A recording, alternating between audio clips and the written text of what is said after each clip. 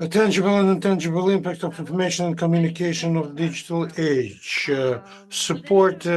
Supporting multilingualism in the digital world, policies and practices. My colleague, Tunde Agebola, Executive Director, African Languages Technology Initiative, and me, Maria Rogacheva, Director, International Cultural Center, Rudian University. But before starting our meeting, I'd like to give the floor to Sergei Bakekin, Chairman of Russian Committee Program Information for All and General Director of Interregional Library Center. Thank you. Dear friends, dear colleagues, unfortunately, we are losing best people. In 2022, Yevgeny Kuzmin died, and we actually dedicated a section to his memory. Unfortunately, starting this year, Adamas Maseko died.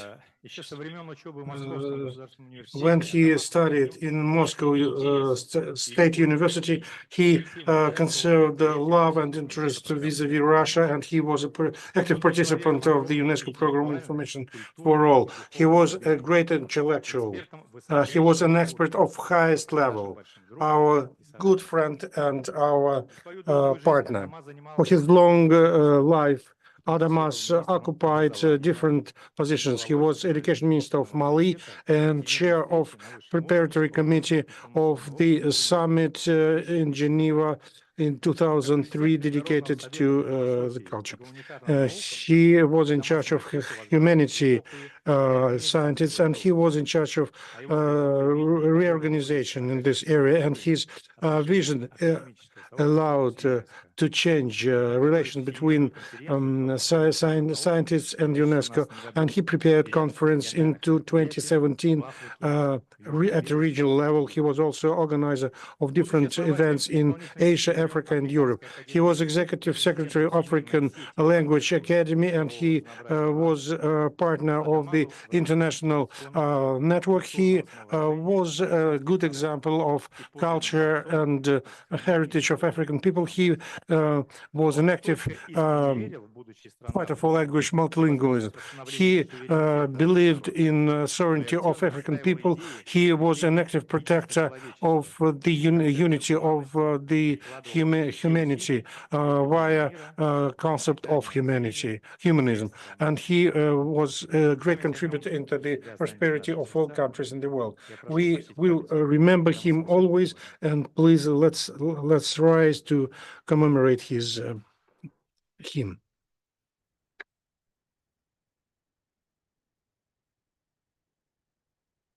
Спасибо. Thank you.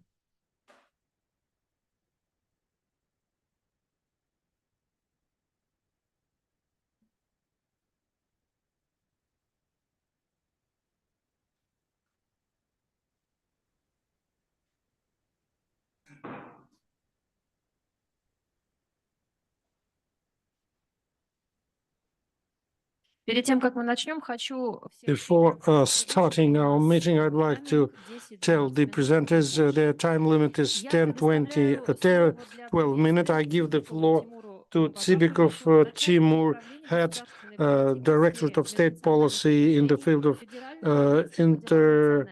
interethnic religions, Federal Agency for Ethnic Affairs, Executive Secretary of National Organizing Committee for the preparing and holding of the International Decade of Indigenous Languages in the Russian Federation in 2022-2032, Advisor Steering Committee, UNESCO Global Task Force for making a decade of action for indigenous languages.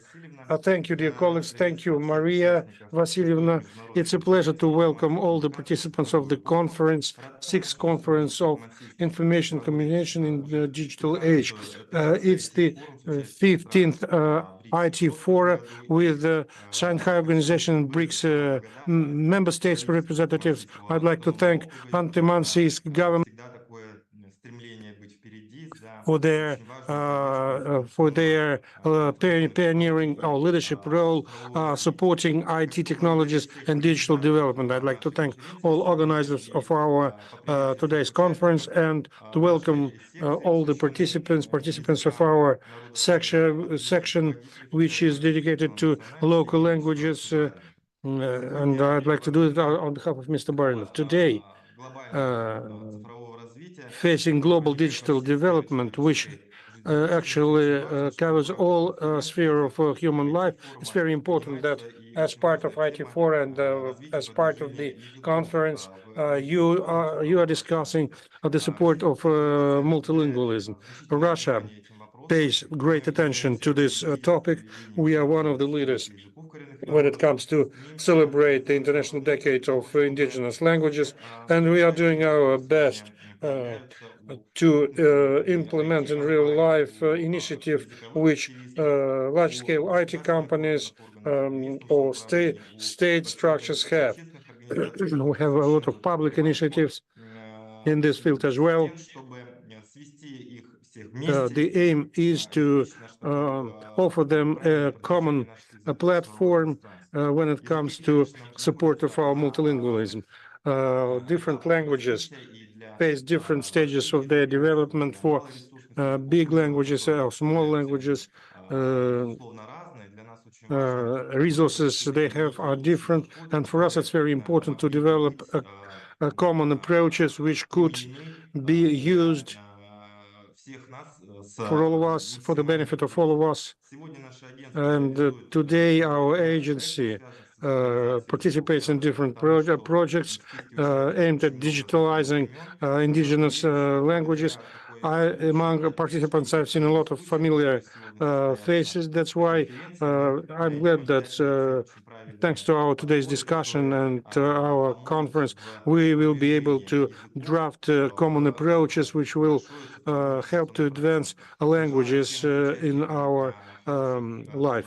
I wish a good discussion. I wish you to find correct solutions.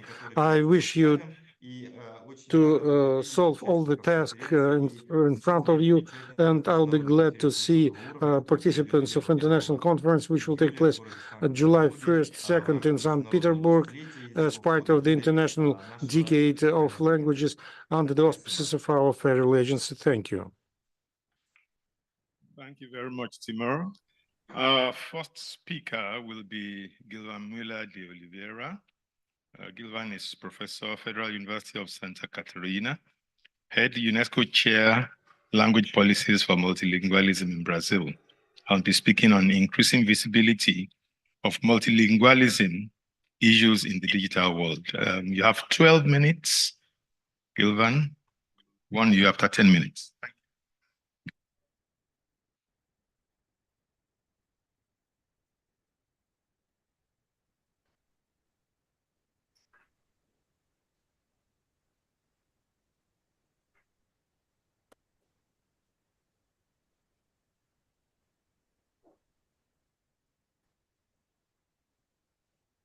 Good morning, everyone.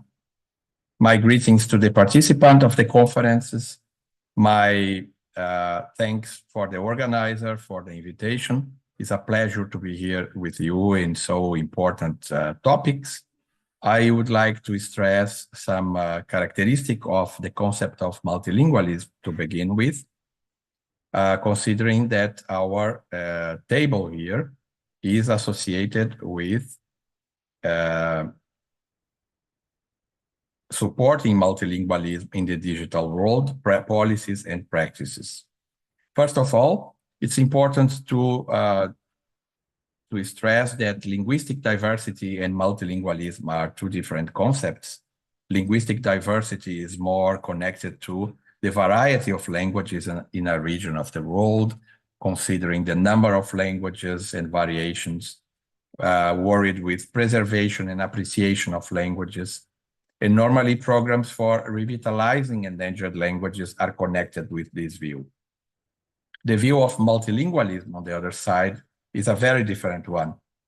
Is focused on the use of multiple languages by individuals and communities, on proficiency in multiple languages, in facilitation of communication and interaction, and in multilingual education and widening of public services.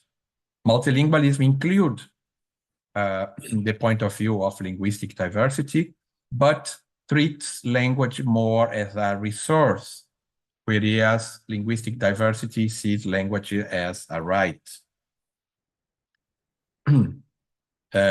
These kind of multilingualism we are speaking about, we can call it current multilingualism, is produced by the digital. So it is different from the so-called traditional multilingualism of many regions of the world that existed since historical times. One of the effects or the producers of this multilingualism is the capacity of the digital of eliminating a border of countries and bringing together people from very different regions of the world, offering cyberspace as an alternative to territory. So the concept of cyber geography can be central here, but linguistic barriers remain. In a second moment, it's feasible to overcoming the linguistic barriers through machine intermediation and machine translation. And to these two steps, the overflow of the previous steps install this new type of multilingualism we are calling current multilingualism. Current multilingualism establishes a systematic that we can call new linguistic disposition. So Aronin and Singleton are the authors that study these aspects, since multilingualism became the predominant human condition. Around 50% of people live in multilingual relations. Many more if we consider a broad multilingualism approach. This new linguistic disposition includes all aspects and dimensions of global social and linguistic change brought by multilingualism, and allow us to speak from a geopolitics of languages, from post-monolingual systems, and demand from us the construction of a philosophy of multilingualism. This new type of multilingualism, driven by the digitalization of languages, need be understood and studied as an autonomous phenomenon. And it evolves very fast, much faster than the perception of the geopolitical and geoeconomic value by social managers, including governments. The main concept of this current multilingualism is strategic repertoires.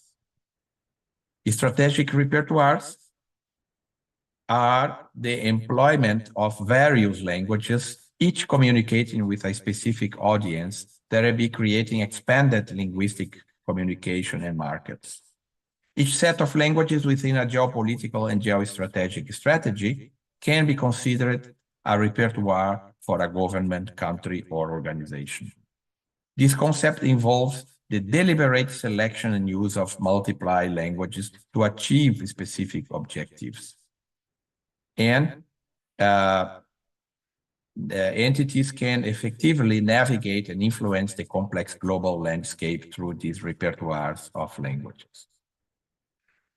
But if we consider the speed of spreading of this concept and how institutions deal with languages, we see that universities, for example, are still treating languages mainly as a philological object with clear ties with the 19th and 20th century points of view, more connected to those than these that we are mentioning for 21st century.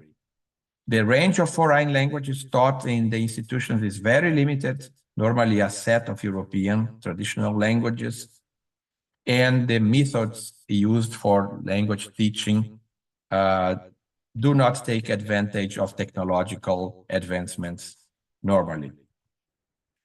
The governments continue to promote each their own official language and content predominantly in a single language, not having internalized the idea they could get many advantages if they promote their content in several languages at the same time.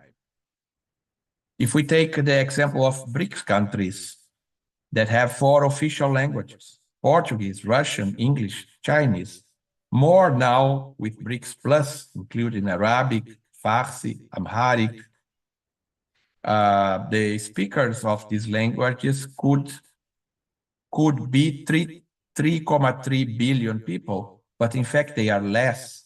Why are they less?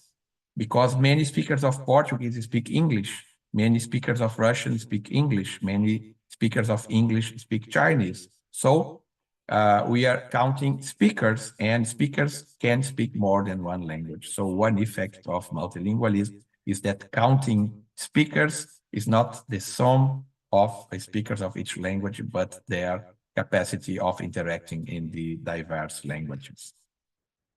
But the languages of the BRICS do not constitute a strategic repertoire. They are not prepared, equipped together. They don't follow common perspectives for teaching, for being present on internet. They do not have common strategies for being in the world. They don't cross-fertilize each other's population with this set of languages. They follow the idea, each one make their work isolated. But the idea that if everyone promotes their own language, multilingualism is established, is the theoretical methodological counterpart of liberalism and its fate in the invisible hand of the market. We don't need to organize anything. Multilingualism will be built by the invisible hand.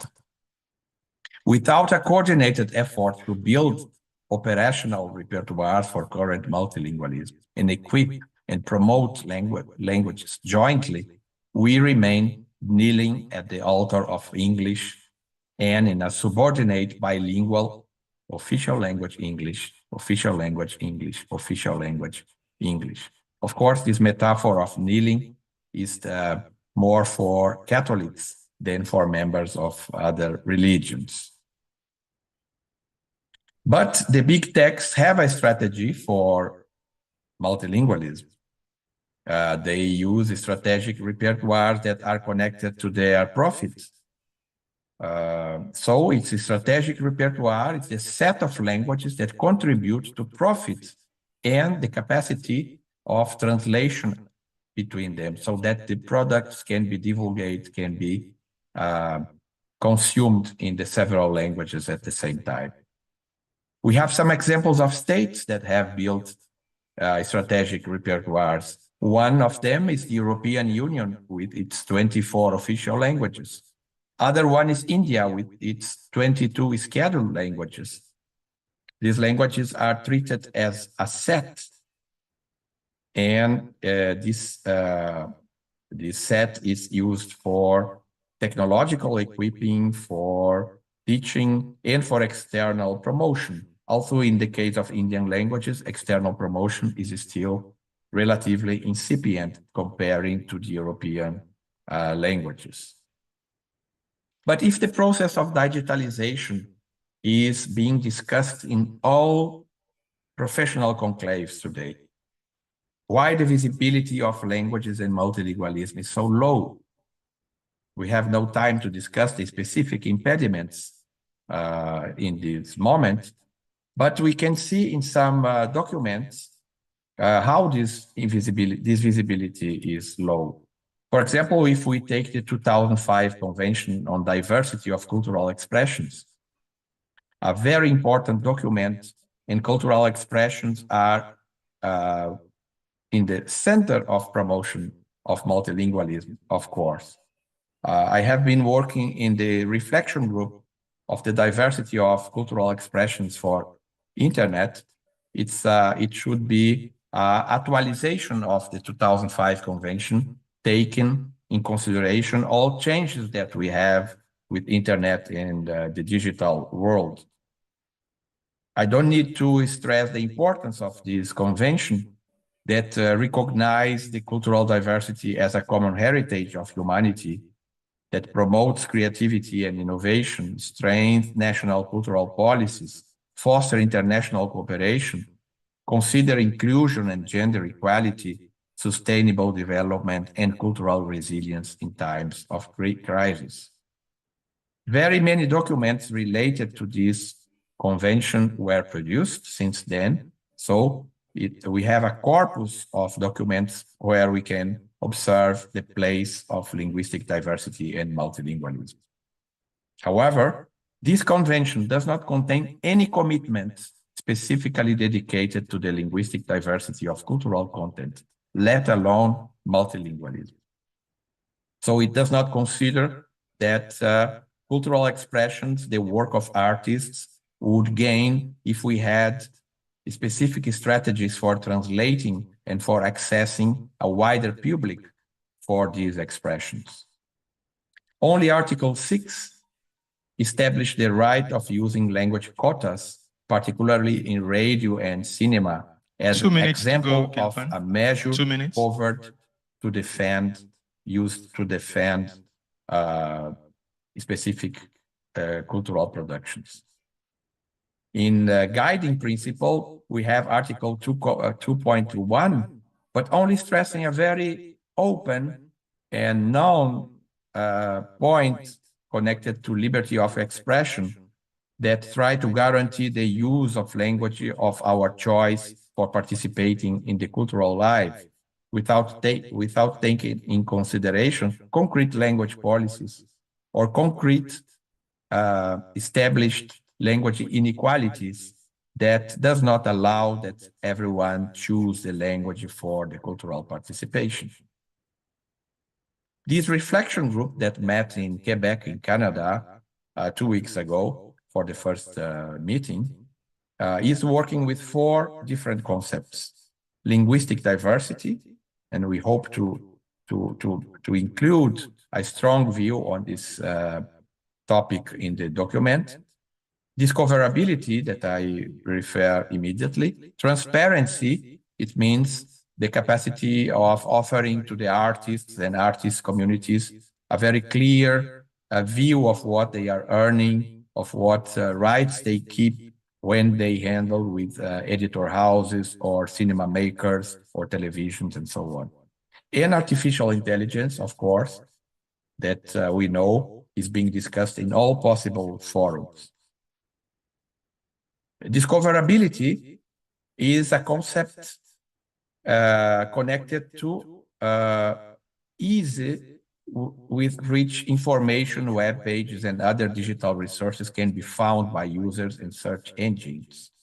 Of course, languages play a crucial role in the concept. How can we discover content in a language that we don't master? In a language that is not included in the translation machines and is not visible on internet in an equal degree as the big languages are. So this concept should be central for discussing discoverability, but it's not what we see in the documents. If the price of multilingualism is eternal vigilance, we should establish clear guide for building linguistic diversity and multilingualism for the revision of the core documents of international organizations, including in each point concrete suggestions of how to use strategic repertoires for the concepts addressed by them. We should, IFAP should, establish a concrete dialogue with other UNESCO programs that are dealing with multilingual questions, but normally do not include it in the documents as they could. So we could overcome the invisibility of languages and multilingualism as resources for development and problem solving. Spasiba Balshoi. Muito obrigado. О несовершенстве документов международных организаций. Regarding the inefficiency of the document, we will we talked with Dr. Oliveira, and now I would like to give the floor to Anastasia Parshakova, Vice Chair Committee of the Russian Committee of the UNESCO Information for All, Bureau member, UNESCO, Intergovernmental Council, Director, Interregional Library Cooperation Center, and we talk about indigenous languages in the digital era. Dear friends, this is not the first time in Khanty-Mansiysk when we discuss the language diversity, because it's quite clear today that this problem of maintaining linguistic diversity requires a lot of attention. For many years, indigenous languages, like minority languages, the number of speakers, sometimes even several hundreds, and the languages spoken in Africa, Latin America, spoken by millions, have been suffered marginalization and were overshadowed by big languages. Indigenous languages have remained the household languages. They never used in politics, business, and so on. Moreover, languages were used as the tools of domination and change of identity of several countries and peoples. And this is another demonstration of the importance of this. UNESCO is dealing with the preservation of these indigenous languages, and it's been working on that since 2008, and this is the main elements of the Information for All program. The expert focus with which we have been in cooperation for many years, which were present here and now present here, they represent various language families with many tools and different levels of preservations and different statuses and the level of use in education.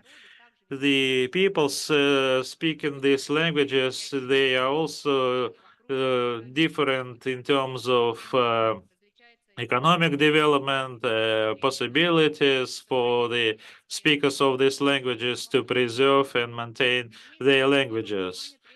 Of course, attention should be given to the limited languages and perishable languages, and it is recognized not only at the expert level, but the level of international organizations, and the period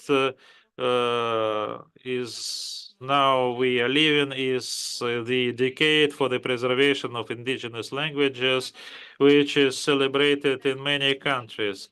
In order to understand better what task we need to solve, it is necessary to understand the main reasons of dying of minor languages, the objective reasons like industrialization, assimilation, and so on, and subjective reasons among which is not sufficient level of development of infrastructure, social, economic, and so on, and the lack of self-organization, passive lack of motivation of the speakers of these languages to preserve their languages, and lack of clear vision of the future of these languages.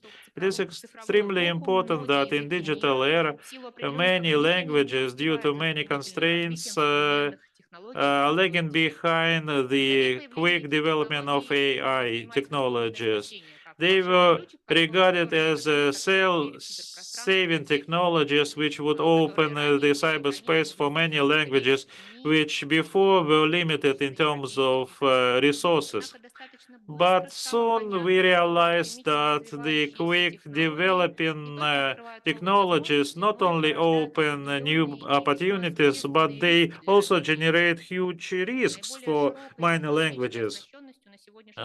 Today, only several languages can boast of big technological support, but the 90% of other languages are dragging behind. That is why the introduction of AI is associated with the linguistic and cultural harmonization which put at risk regional and minor languages. In order to improve the status of affairs, it is important to bring to a new level the awareness raising of among experts or about the problems and the best practices to solve these problems, which have been accumulated in many multi-linguistic countries using the advanced technologies. We need to reinforce the potential of all institutions which are dealing with these problems,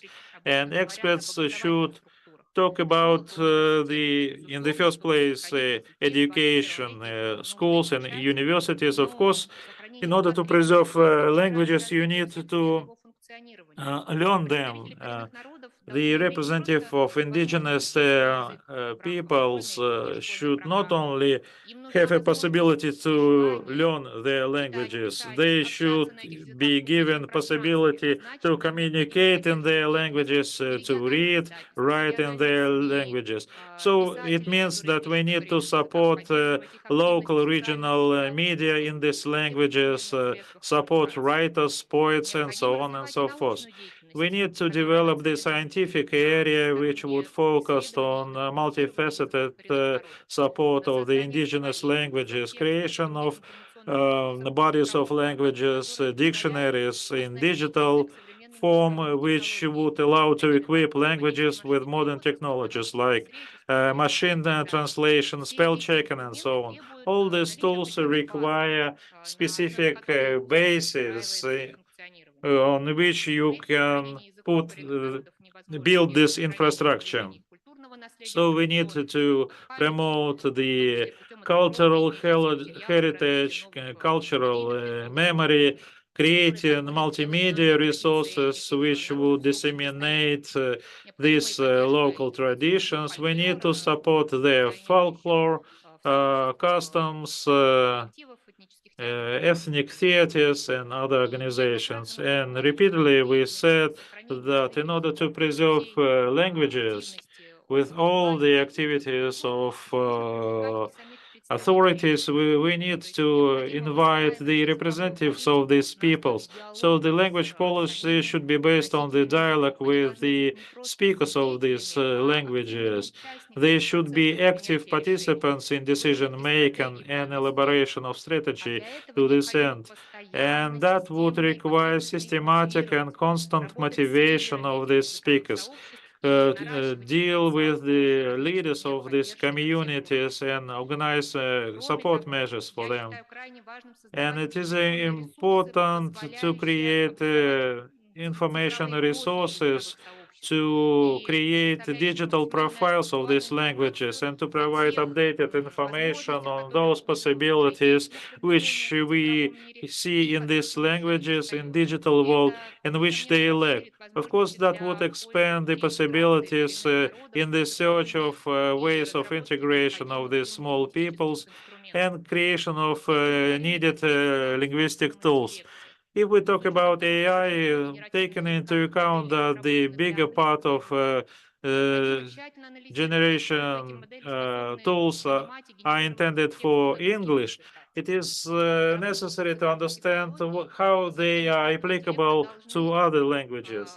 So the software developers should assess the social economic consequences of introduction of these tools in order to support the linguistic diversity. This is the main prerequisite of the sustainable development and inclusiveness. In order to increase quality of these measures, that would require the constant exchange of opinions and experience. We need to support this in the framework of big events, small events, specialized events. We need to have a comparative analysis on general and specific directions on a big group, small groups, in terms of social, economic developments and their compact living regions.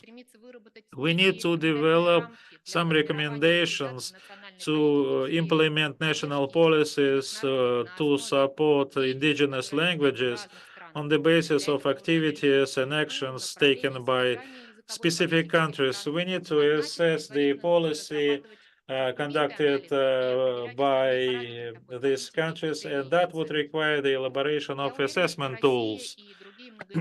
I'm sure that Russia and other countries with multilingualism can contribute into celebration of language decade, exchanging their rich experience of coexistence of the different peoples and taking into account the specifics of the modern digital world. I'm happy that we have such a possibility here in Khanty-Mansiysk. Tomorrow we continue this discussion of this issue in more practical terms, discussing the possibilities, technical possibilities of preserving indigenous languages. Thank you very much. Thank you very much, Anastasia. Now we go to our powerful duo, Professor Rao Jandiala, who is Dean of School of Humanities in the University of Hyderabad, and Professor Siva Rambalata, Honorary Professor, University of Hyderabad. They will be speaking on linguistic inclusivity in education and in cyberspace in India. The floor is yours.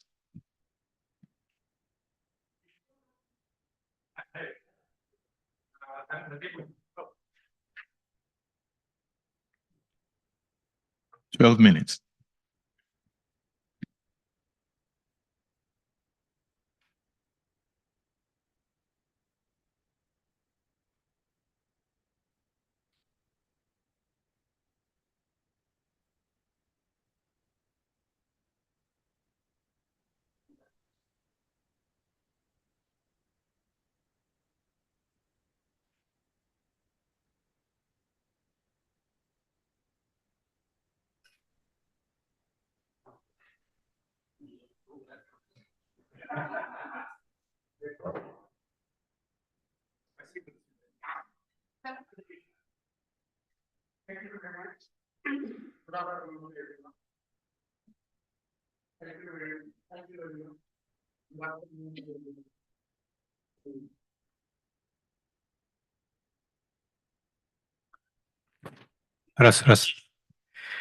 Thank you. Good afternoon to everybody.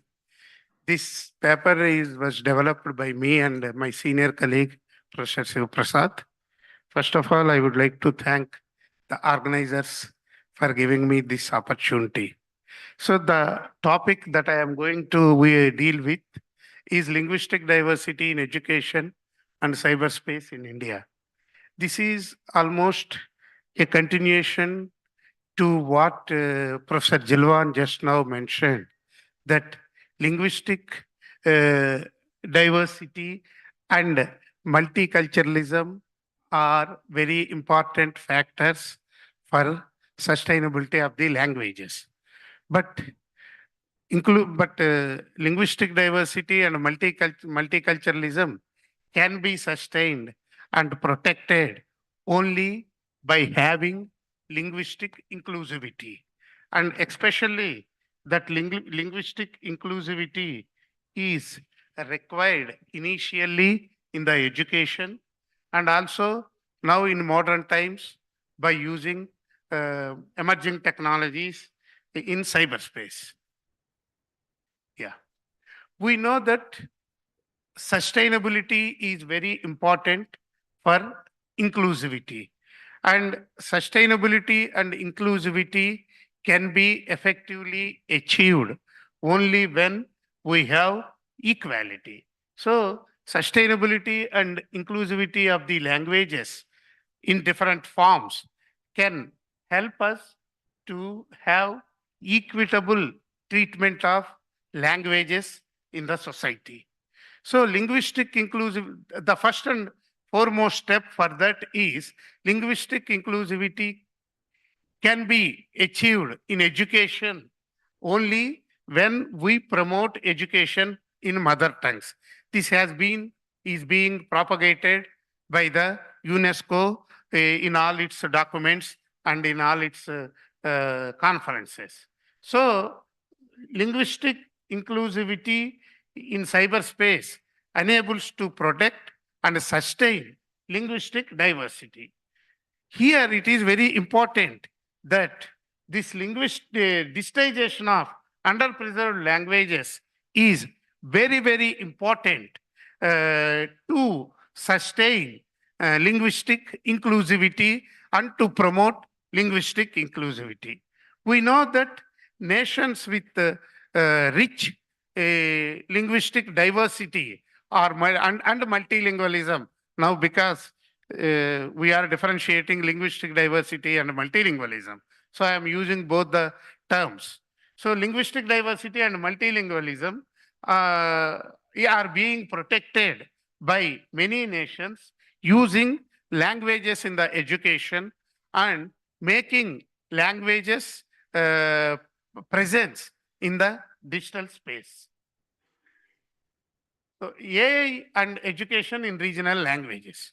As we know, prior to the application of emerging technologies, the languages in education are being protected by developing primers in those languages, by developing dictionaries in those languages.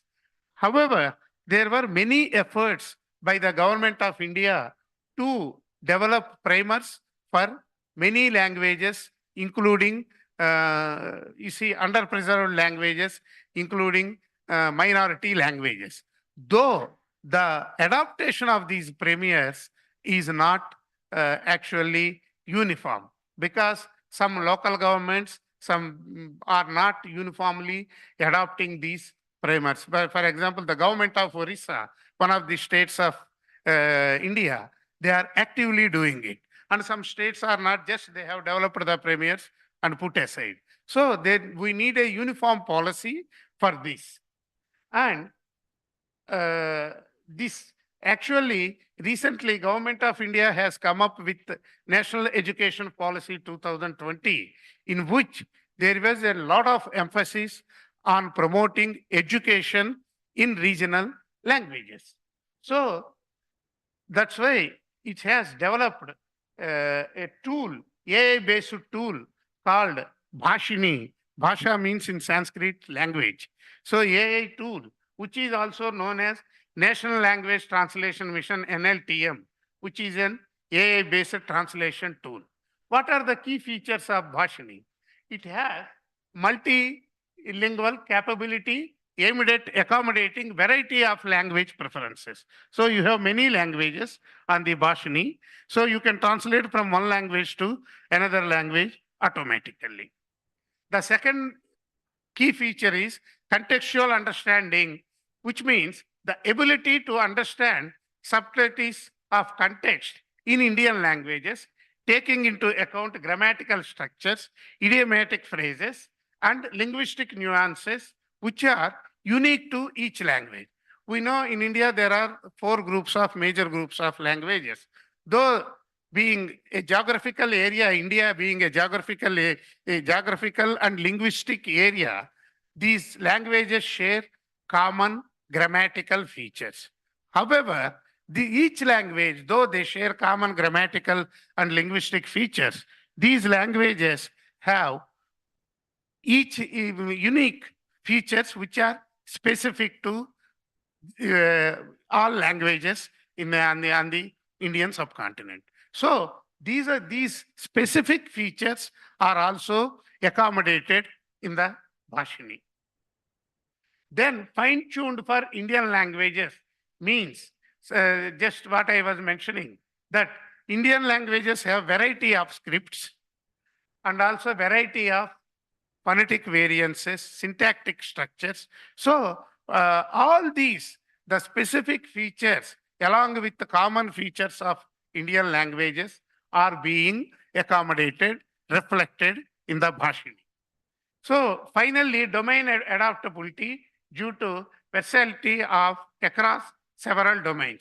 So you can get information in the Bhashini of different domains. So this is a unique attempt that has been made by the government of India to protect languages.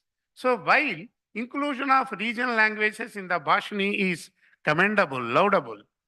There is a need also to focus underpreserved languages. Just now, Jilwan has mentioned that 22 scheduled languages are there recognized by Constitution of India. These 22 languages are almost, made presence in the Bhashini. However, we say that along with these languages, efforts have to be made to make presence of underpreserved languages also. So it will give an opportunity to the learners of underpreserved languages to have, access, free access to the education, and also it will increase inclusivity of the learners from these languages. So actually, the adaptation of Bhashini, because you can easily come from, switch over from one language to another language. It has given empowerment, and also it has given inclusivity by overcoming barriers barriers between different language speakers. So how this Bhashini was possible?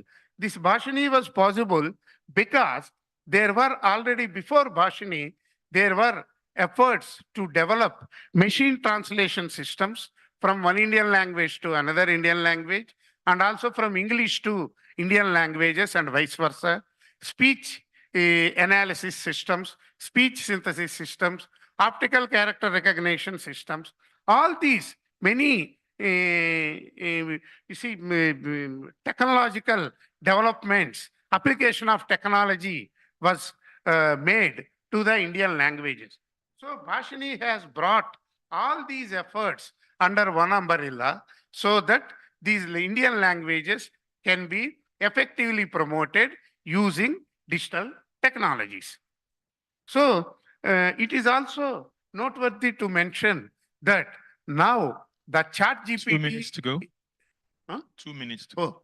The chat GPT is being developed in the regional languages, not only in Hindi, in English. In English, it is already there, in regional languages also. So another facet of the linguistic inclusivity is development of social media platforms in Indian languages. Simone mentioned that there were 692 million internet users in India in 2023 as compared to 536 in 2021. The same study noted that there is internet penetration rate increased to 48.7% at the start of 2023. So it is also important to note that 9 out of 10 every new internet user in India over next 5 years are likely to be Indian language users.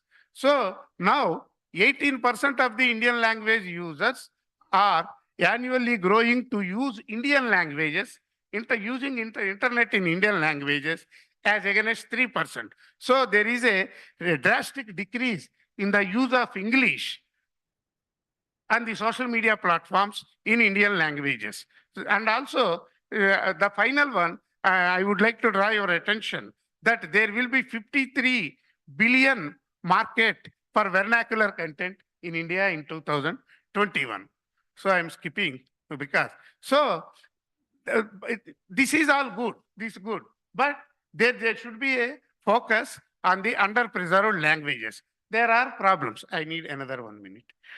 There are problems for the underpreserved languages. As we know, normally when we say that application of technology to underpreserved languages, there are problems because of the paucity of scientific study in these languages, and lack of script is also a hurdle, and also cognitive abilities, development of cognitive abilities, all these, and the main thing is presence of employability. So if we develop, what will happen?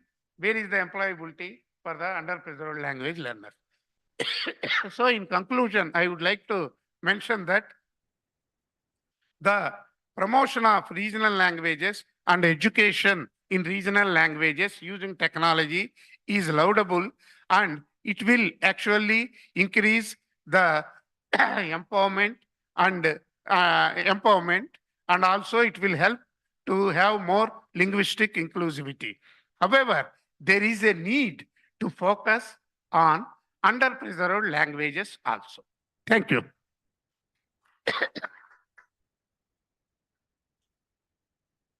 Благодарим профессора Рау за такой обстоятельный доклад с такой динамикой, показанной в докладе.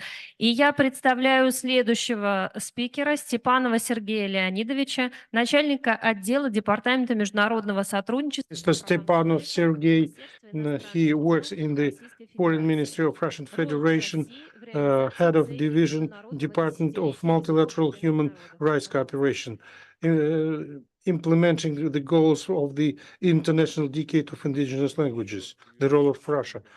Good afternoon. Once again, I'd like to welcome participants. It's the second day of our conference. Russian experience when it comes to maintain indigenous languages, digitalization of our linguistic heritage actually generate interests all over the world. And in accordance with our foreign policy concept, in order to maintain Russian national and in order to implement these goals in our external policy, we try to make Russia more active in the humanitarian space via using Russian languages and using our cultural heritage, and we do it in order to maintain our science and education. In the resolution of the UNGA, it was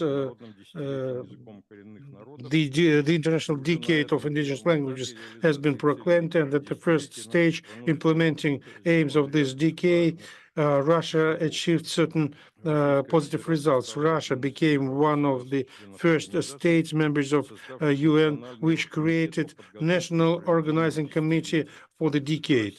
Russia has developed a national agenda aimed at supporting indigenous languages, consolidating the potential of their users. We have education in indigenous languages, and they're used in different areas. We've drafted and adopted regional plans in 67 regions of Russia. And besides federal structures, many Russian organizations, indigenous organizations are also part of this. We use the portal of the decade, and we publish the information about projects developed in Russian regions. We, together with our education ministry, we contribute to the World Linguistic Atlas, which will show how many languages are used in Russia. The more products we have from our partner organizations, those organizations which are interested in preserving indigenous languages, the more we have their products, the more opportunities we will have to multiply these best practices and to use it in international organizations. And I'd like to say that indigenous language users should be more active, because in the present atmosphere at international organizations, it's easier. It's easier to be heard if you represent the indigenous population, and the secretariats of international organizations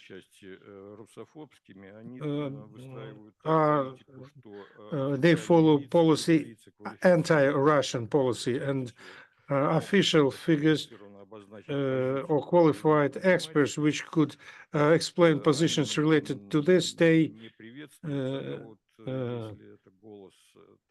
are not heard. But if you represent indigenous population which which could explain his or her position and who can interact with the same with other indigenous representatives, as we saying presently, it acquires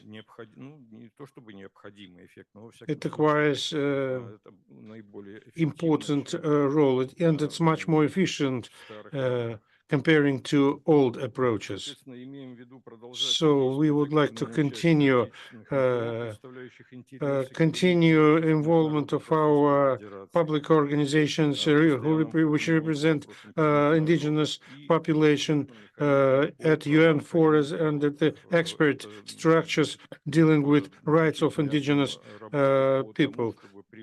It's also an active work. We are involving these organizations.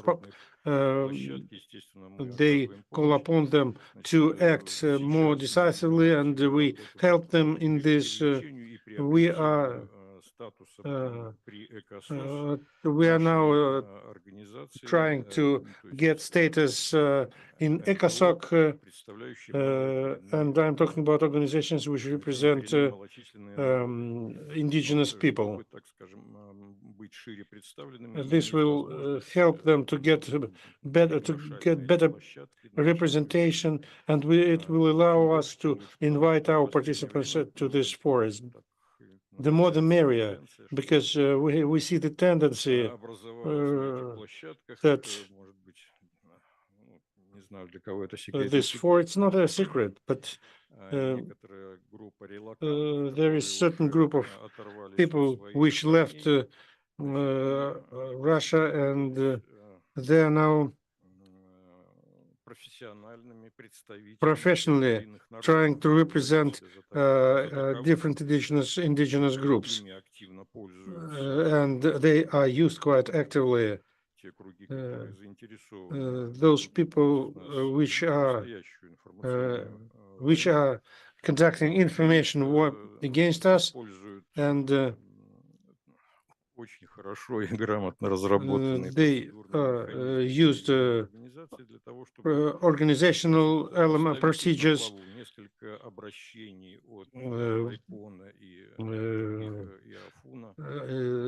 There are different organizations like our association. RIPON is our organizations of indigenous people of the north, and IHUN, it's the association of Finno-Ugric people.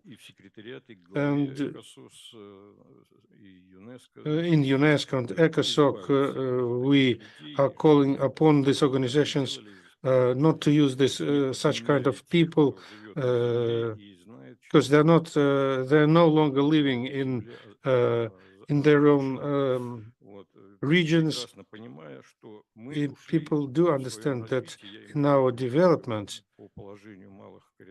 when it comes to indigenous people, we achieved much more better results than other countries. We are constantly researching the situation of small Arctic indigenous people. I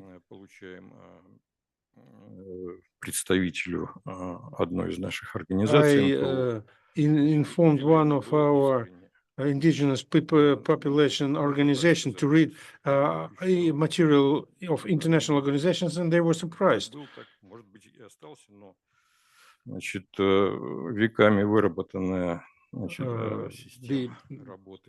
The system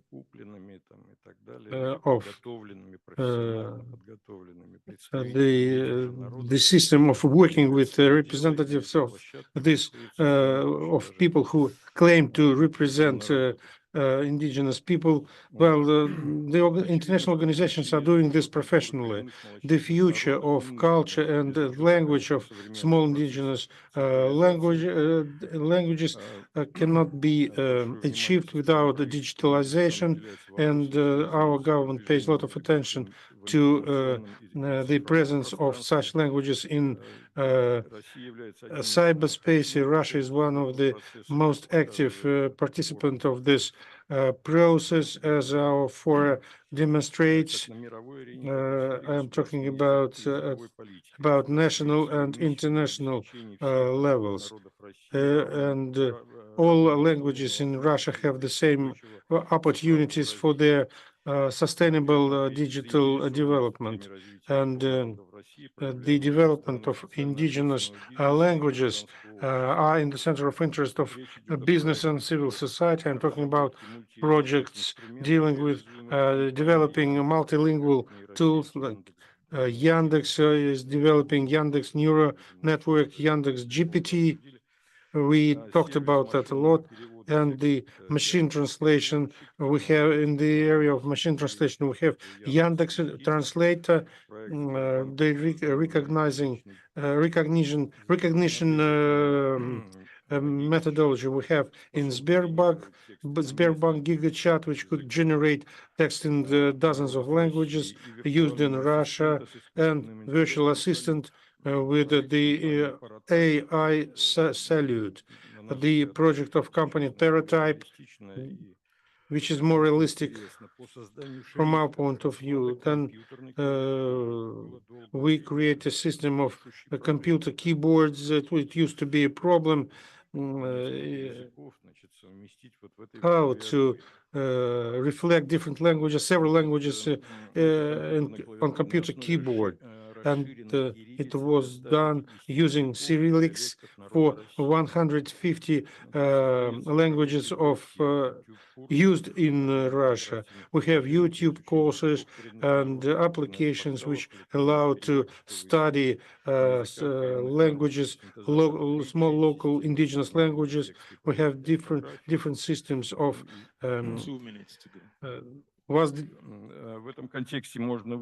in this context, one can mention once again the UNESCO project in the Northeastern University, and Norilsk Nickel, our company, is part of this work. They developed a machine translation for different languages, indigenous languages. В 23-м году in 2023, as part of the International Language Decade, we organized events in 30 regions of our country. This year we will have the same number. And a decade of cooperation with UNESCO is ahead of us. And I'm sure that Russia will contribute actively to the achievement of the goals of the decade, and we will be an active participants. I hope that Russian experience or best practices will be useful for other UNESCO member countries. I'd like to see BRICS and Shanghai Cooperation Organization, with whom we cooperate a lot. We would like to see them as leaders of these activities, because in UNESCO it's not that easy for us to interact. We're still using this platform, but with the Northern Council, we left Northern Council in, we stopped our activities in the Northern Council, and it had to do with the SAM cooperation, and now the relations are not that easy. I'd like to thank Forum of Russia, all those who are doing this work. I'd like to thank scientific centers and organizations of indigenous people with whom we cooperate, and we hope to continue our cooperation in this important area of our national, international, and foreign policy. The importance keeps growing.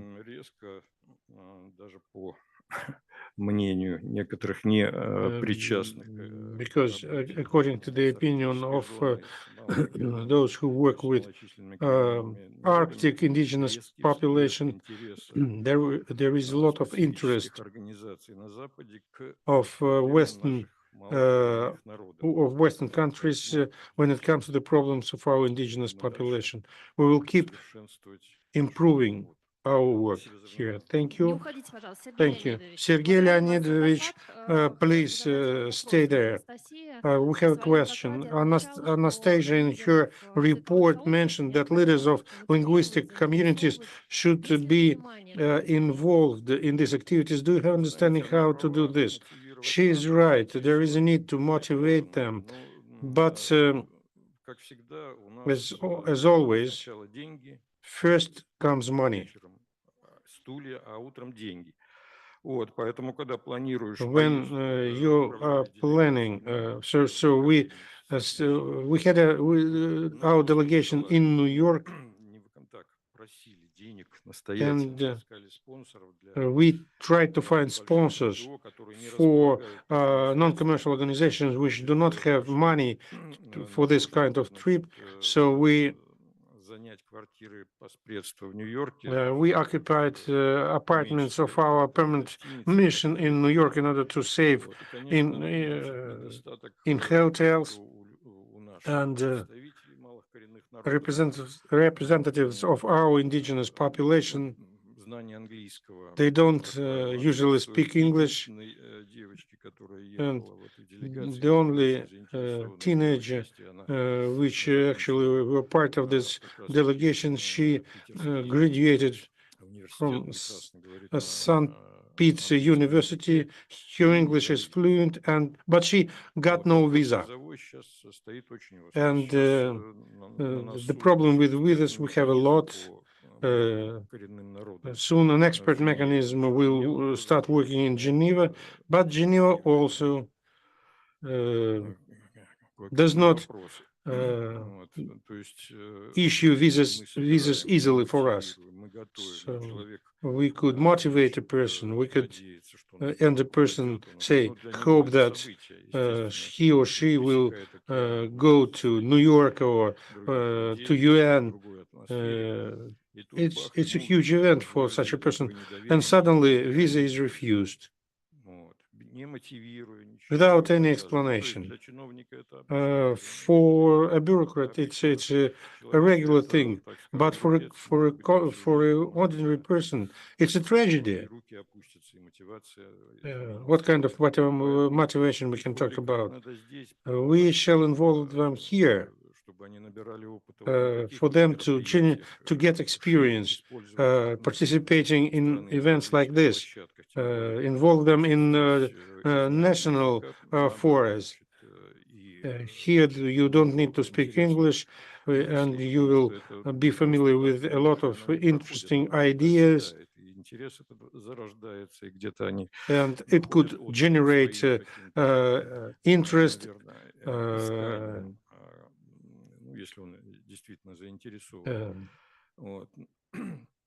Ну и есть, так скажем, значит, предпринимаются такие меры. We take measures. Значит, Красноярская, значит, КМН Союз. There is a KMN Union. It's a public organization in Krasnoyarsk. Nornickel supports it. They opened a school under the auspices of MGIMO, and they are training people for this kind of activities. The School of Public Diplomacy. Not everything is smooth over there, but the process started, and we can see the social the audience which could be used.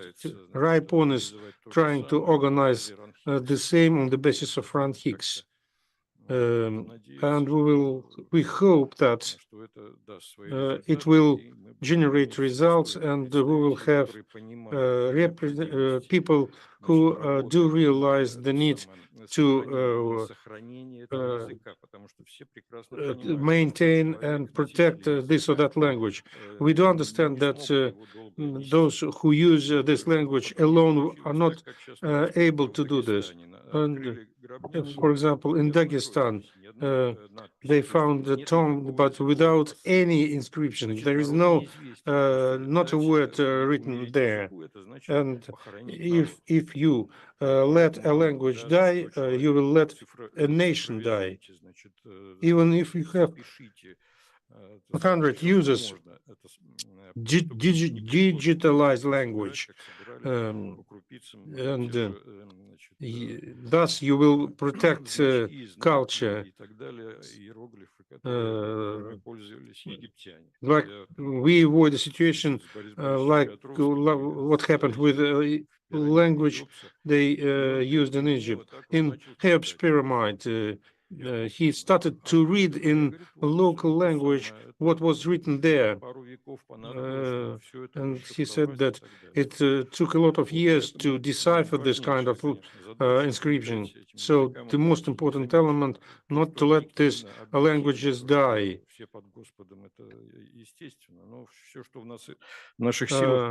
What is possible, we shall do it. Thank you for your presentation. Thank you for answering questions, and let's go forward. Thank you. Next speaker is Julio Jatuba. He's a senior instructor at the University of Macau, an institutional coordinator, UNESCO chair, language policy for multilingualism in China. He'll be speaking on AI and language policy, rethinking the roles of school, students, and parents. Julio, over to you. Dear guests, it's my privilege to partake in this esteemed conference once again. Thank you to the organizers, especially to Anastasia Parashkova, for all patience replying my many messages, for trusting my work, and give me the space to share my experience. Well, in my presentation today, I will explore the intersection between multilingualism and themes include heritage language, education policy, teaching, training, technology access, and digital literacy. As a researcher dedicated to exploring micro-language planning for multilingual education and also family language policy and multilingual societies, for me, the notion of place of speech is a critical consideration. Here at this conference, in total opposition to the academic conference I have been attending, the place of speech here are remarkably well represented, either because of the different backgrounds of each of the speakers or because of the variety of countries and groups represented here. Well, without dismissing a legitimacy of a researcher or a professor to speak or present data of others, it's vital to amplify the voices of the researched people. Therefore, today I will try to speak of my role of a father with school with children, and I also represent my own family language policy. That said, let me raise some important points to discuss today, and maybe to rethink roles of school, parents, and language policies in the multilingual school environment. First, what are the key points that we need to discuss if you want effective changes in the rethink roles in language policy and language education? Well, we must think about roles at all levels and dimensions, not just the macro and super macro levels of language policy. Because when we talk about language policy, people's general perception is usually what McCartney pointed that I will quote it now. Ask a neighbor or the passenger seated next to you on the plane, on the bus, to define language policy. And you likely hear a reference to some official text. This definition is problematic in in that it dehumanizes, decontextualizes, and dehistoricizes official state policy, and in fact, is a part of the ideological apparatus which they are normalized. Policy is not this embodied thing, but rather a situated social cultural process, the complex of practice, ideologies, attitudes, and formal and informal mechanisms that influence people, language choices in everyday ways. Well, in fact, this view is not wrong, it's just incomplete. Language policy is also a kind of social text. So we need to be aware that language policy has always two sides. In one hand, language policy is, what do you say, a lot of ideas, laws, regulations, rules, and practices. But on the other hand, as posed by Schiffman, language policy is primarily a social construct. I will quote, policy as a cultural construct rests primarily on belief systems, attitudes, myths. The whole complex that we are referring to as linguistic culture is the sum totality of ideas, values, beliefs, attitudes, prejudice, religious structures, and all cultural baggage that speakers bring them within themselves. Well, having said that, I will return to the title of my presentation today, AI and Language Policy, Rethink School, Students and Parent Roles. If you had pay attention in the title, my title do not mention the roles about the government or official language policy. Actually, this is the great challenge brought by AI to us. We cannot wait for macro policies to make micro decisions. The roles change very quickly, and in a liquid society, schools, parents, and students need to make life decisions on everyday basis. Last year, at the same conference, I began my speech with the following anecdotal question. Probably some people remember.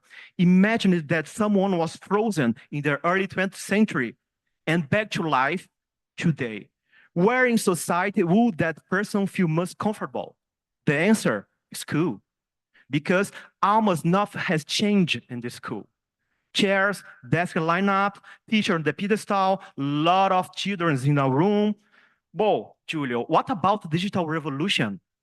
Let me share one personal example in Macau, the place that I live. Macau is achieving wonderful results in the PISA tests, and Macau has a pretty flexible education policies for a school designed their own curricula. In addition, my daughter's school has no shortage of digital resource. Macau has the money, which seems great. However, if you stop to examine the role of digital resource and the new technologies, they are simply replacing old technologies, but not replace old thoughts and old habits. The blackboard now in their school is digital, but the task is still the same. Copy from the digital blackboard what the teacher writes, but write in your iPad. And about the tablets, they are using tablets and digital books, but the digital books is just a PDF version of the old books. So, in other words, society challenges are not longer the same as before, especially in terms of AI and digital technologies. But schools remain very similar to those that was before. Now I move to the second point. How AI can contribute to teaching in multilingual environments and multilingual societies as Macau.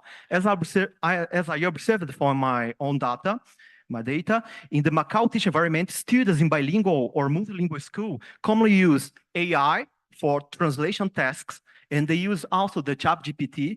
But the funny thing that they do not use at the schools, they use out at school, out of the side of parents and teachers, as parents and school still see the use of AI as a cheating.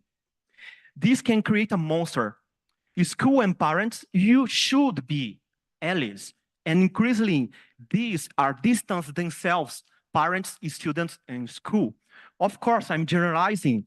And the school, of course, they use AI. I will show you some example. but unfortunately, they use AI in IT classes. So I have two emerging challenges that I will speak today. The first one, training teachers in how to use AI in cross-disciplinary way, not only as translation tool or not only in IT classes. Second, after this, stimulate teachers to create and encourage into the collaborative use of AI across different subjects, course, and language.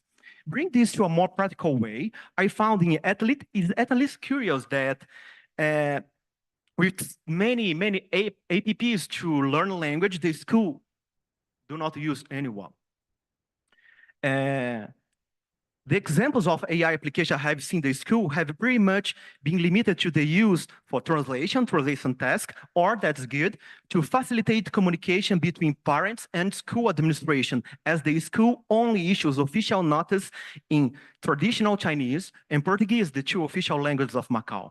This possibility to translate the school notice to parents for different linguistic backgrounds such as Cantonese, Mandarin, dialects of Chinese, Brazilian Portuguese, European Portuguese, Japanese, Tagalog, Bahasa Indonesia, and so all these languages in the same class. In 26 kids, probably we have 26 languages. So I imagine that I don't have too much time today. So that said, I will try to summarize some of the problems and advance in Macau that raise important and emerging issues for promoting the use of AI in multilingual context. Yes, we need macro policies and guidelines for sure, but we need to think about micro. So school is not anymore the absolute place of knowledge, and schools need to accept this. Therefore, we have to rethink school in two perspectives: from society to school and from school to the society. It's cliche and commonplace to talk about this, but it is urgent to rethink school curricula. So you can include AI, and schools can balance the use of technical skills related to AI and human skills. The kids are losing actually human skills. My students cannot walk in Macau. They have 19 kilometers. They use Google Maps, and they was born in the city, but they do not use how to open a paper map. They just walk the streets. They don't know. They just follow the. 2 minutes. Sorry, 2 minutes. 2 minutes. Okay. So in short, I will point some of Macau challenges, but I will not comment detail. Challenge in Macau: teach training. Second, data privacy and ethics, the personalized learning, human skills development, and ecosystem coordination. So, and now I will point some points that Macau achieved, especially in creating technological tools advances. The first one, the AI-powered translation Portuguese-Chinese, the intelligent tutoring system in Portuguese that is still on trying, automated essay scoring in Portuguese and English for non-native speakers. This is a trial version, but works pretty well. And conversational Portuguese chatbots for Chinese speakers. So, just a few points on the parents, but the suggestion to parents. First, we need to think about the digital literacy of the parents. How can you teach your son or your daughter to use if you do not know how to use properly? The development of human skills between kids and parents, balance AI and human interaction, and preparing the kids for the future, for the work. So I think I have my 10 seconds, so let me thank you, and thank you also for Adama and Kuzmin that I can see the two here. So that's all for today. Thank you very much. Thank you very much, Julio. Now it's the turn of Umarani Papaswamy, Professor, Deputy Director of Research, Central Institute of Indian Languages in India. He'll be speaking on digital technologies, policies, and practices in promoting indigenous languages of India. Over to you, Papaswamy.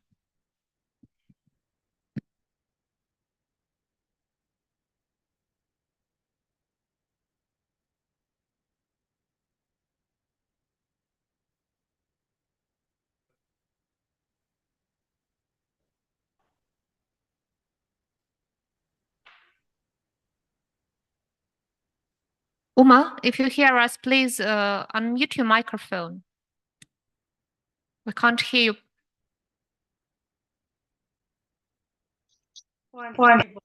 Yeah. Yes. Good evening, ladies and gentlemen.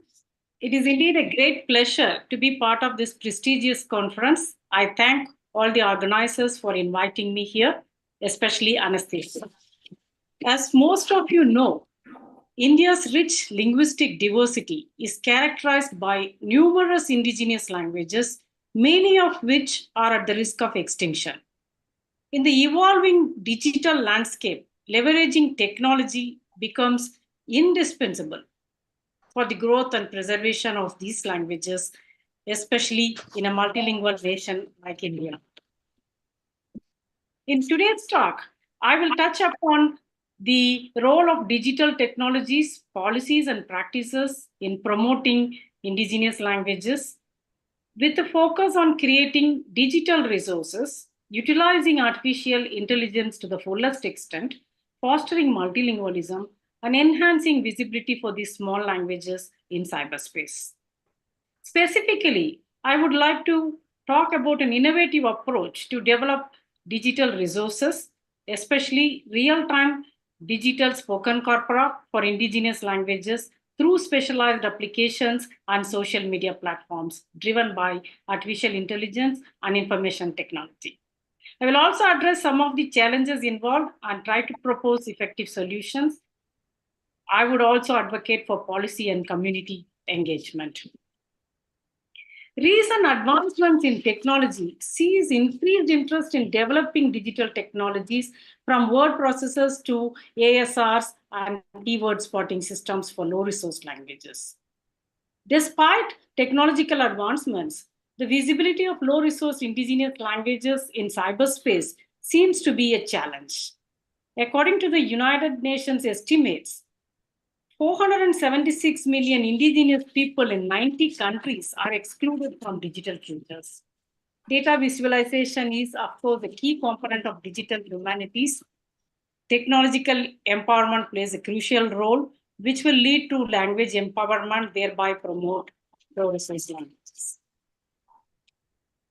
India's linguistic diversity is, of course, unparalleled, with 22 scheduled and 99 non-scheduled languages and many other languages which do not have any numbers available publicly in the census of India. It is the tiny part of the Indian subcontinent in Northeast India that houses most of the non-scheduled languages, at least 62 of them, without which the linguistic diversity will be half of what it is now. There is a serious digital divide in India, technologically well-resourced versus technologically ill-resourced. We have about 550 tribes as per the census of India. Умарани, у нас не видна презентация. Sorry? We don't see your presentation, Umarani. We cannot see your presentation. Can't see your presentation. Let me try to share it again.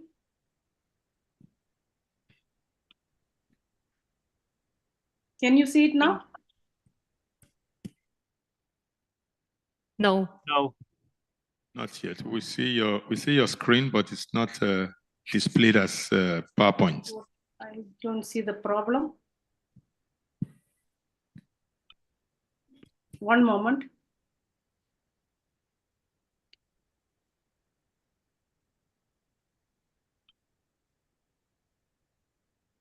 Because when I checked it, it was working. I'm going to try sharing it again. Sorry for this.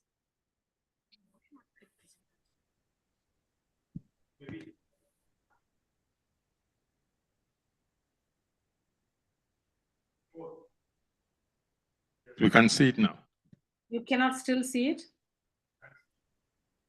So we now see it. It's there. Thank you. Is it there? It was for a minute, then we can see your face. One moment, I'm sharing it again. I'm sorry about this.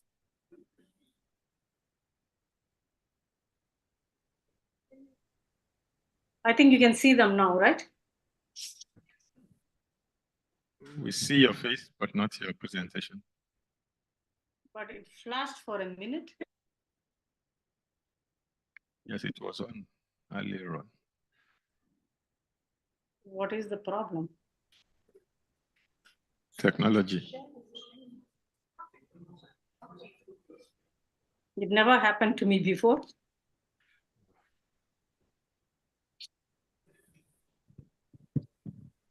Uma, actually, we do not mind just listening to you. No, but I would have definitely liked to share my slides because I have some things to show. One moment, I'm just going to. Yes, I understand. Let it be the final attempt. Yes, sorry about that.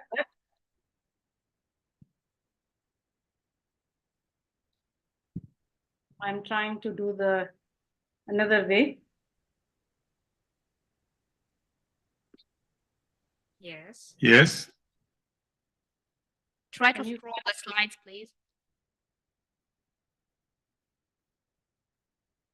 Can you see them? No. We see the first slide with the title, but can you scroll it? Yes, now that works. Thank you. Because I'm using a PDF now. I hope it works. So in any case, I'm sorry about this.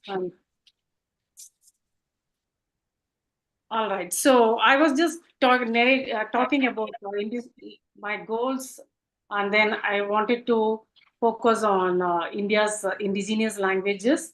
About are the slides moving? Yes, we can see your slide moving. Yes. Okay. All right. Great. Sorry about this.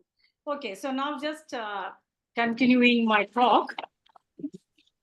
India's linguistic diversity, as I already mentioned, we have 22 scheduled languages and 99 non-scheduled languages and many other languages.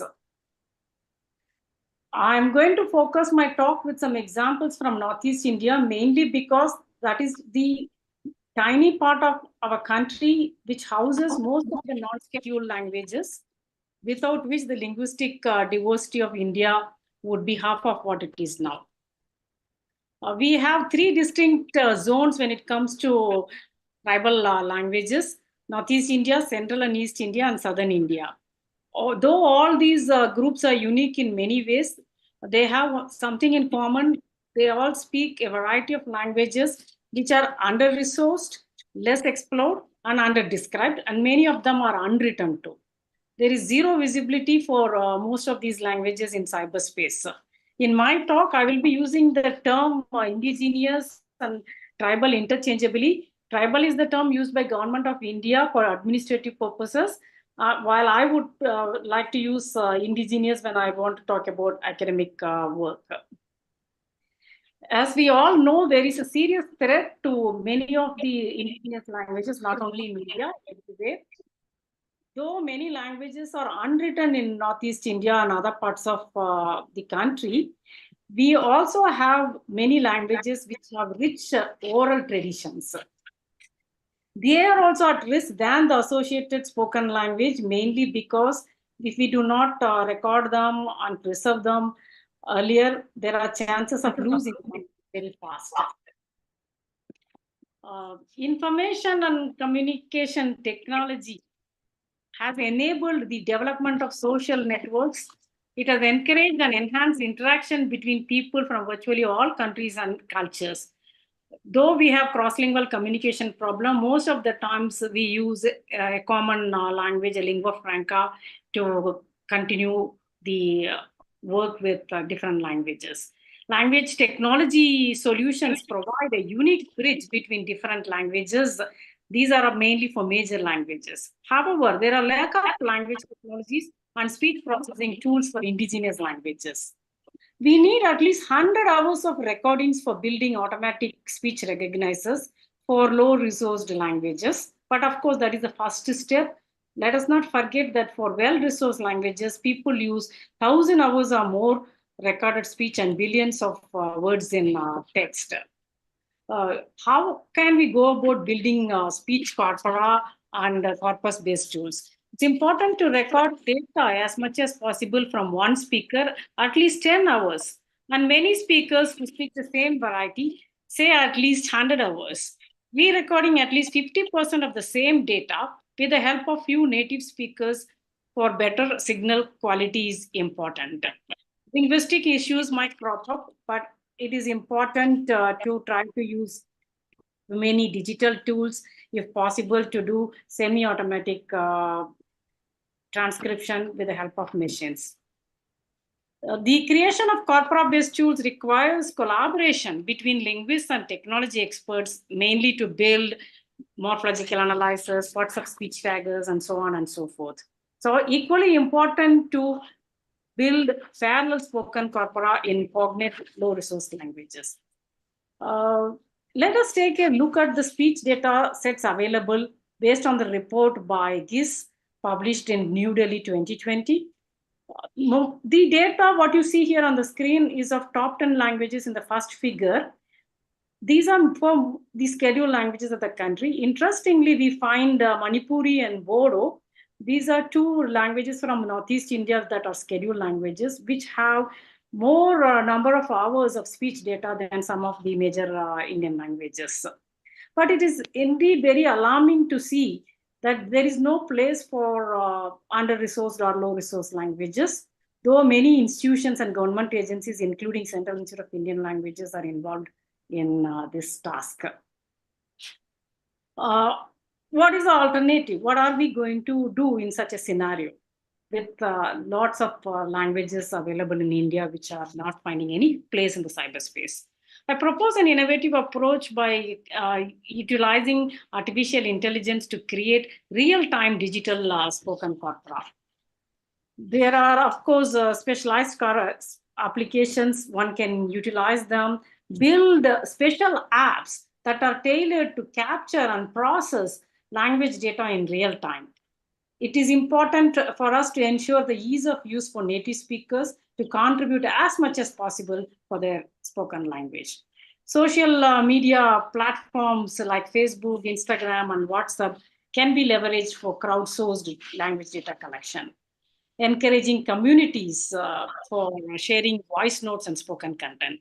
Artificial intelligence and information technology are essential for automatic speech recognition and transcription, implementing machine learning algorithms for data analysis and data management.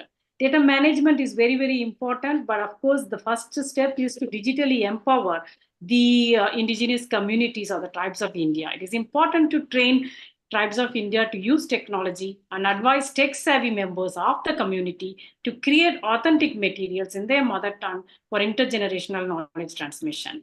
Indigenous elders, who are the keepers of their languages and guardians of the culture, have the responsibility to pass down both these aspects to the younger generation. What are the other digital initiatives? Creating dictionaries and language learning applications are very, very important. But as most of us know, bringing out dictionaries, printed dictionaries like the one you see on the screen here, and even with colorful illustrations of cultures, like, for example, Ruga Dictionary, as the one you see here, are interesting and important. But it is very, very essential to create digital dictionaries and language learning applications. Whether it is static or dynamic, we need to keep them available for the benefit of the community. Language learning applications should also be created which are interactive and keeping the learners engaged. It should include features like gamification, pronunciation guides, and quizzes. AI integration can, of course, provide personalized learning experiences and adaptive learning paths using speech recognition for pronunciation practice and feedback. Here's one simple thing what we could do if we have pictures or visuals like this, and touchscreen effects can be used with multimedia for culture-specific images. And not only children, even adults who do not know their language and cannot speak fluently enough can utilize those opportunities to learn their language. 2 minutes to go. 2 minutes, please. Okay. So it's important to have online visibility because online presence helps in the preservation and revitalization of indigenous languages. It makes indigenous languages accessible to a global audience, strengthens cultural identity and pride among indigenous communities. It facilitates the transmission of language and culture across generations. There are many strategies to enhance online visibility. Creating digital content is one of them. Many multimedia resources can be used. Here is one example of a video or a podcast which has been developed by many people from Northeast India, as one example is shown here. Digital libraries are another key strategies which can help us to build online repositories of text, audio recordings, and other language resources.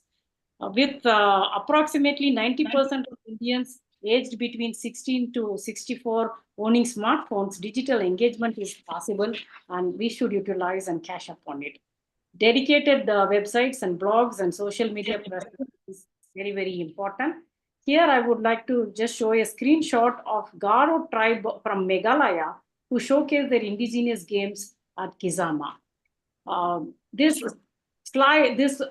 particular piece was uploaded 10 years ago and it has only 1.6K views. That means content sharing and utilizing social media is very, very important. It's not enough to simply post the content, but it is also important to promote that, encourage the community participation, and create newer content on a daily basis or a monthly basis. Collaborations with educational institutions and technology companies are also equally important. It is important to showcase more and more cultural identity in social media. Here is a screenshot from Liang Mai community from Manipur. Many such festivals are happening across Northeast India and other parts. It is important to see that they reach a global audience. Emergence of language-specific Facebook groups are coming up because this is the new technology. There are many language learning apps. Teach Me Naga language and Chokri Chakasing literature are some of the examples. These are available on YouTube. There is another channel which is talking about Kasi tribe and their origin. They are again a tribe from Meghalaya. This was used to promote the Kasi culture. Though it was uploaded only 2 years ago, it has reached many people. The numbers are increasing. Google Play is also hosting a lot of online dictionaries that provide accessible resources for learning and reference. We see many examples. To quote one, we have English to Mizo dictionary and translation. Though there are many such resources online, it is very, very important to implement policies to manage data traffic and assist developers in identifying authentic content for digital learning applications. Mobilizing digital resources will certainly empower languages. Government of India also. Yes, begin to round up, please. I will wind up only one more slide I have. So there are many programs like Digital India programs, which are keeping track of tribal development initiatives, and programs like GOAL, which are with the goal of empowering youth to contribute to community upliftment. I want to conclude by saying that digital technologies are pivotal in preserving and promoting the rich linguistic diversity of India. Artificial intelligence and information technology can create accessible resources like digital spoken corpora, dictionaries, and language learning apps. Effective government policies and institutional support are essential for integrating indigenous languages into the digital landscape. Community-driven approaches, of course, will enhance the relevance and impact of these initiatives. Continued innovation in digital solutions will address the challenges faced by lesser documented languages. Collaboration among linguists, technologists, policymakers, and native speakers is crucial for sustainable language preservation. I would like to say, let us empower, preserve, and celebrate all the smaller languages across the world. I thank you for your attention, and I apologize for the technical glitches we had in the beginning of my presentation. Thank you. Thank you. Thank you very much, Professor Papuswamy. Thank you. Now we go to Edgar Malaji, Senior Lecturer, University of Limpopo in South Africa. He'll be speaking of dynamics of digital media and multilingualism in South Africa. Over to you, Edgar.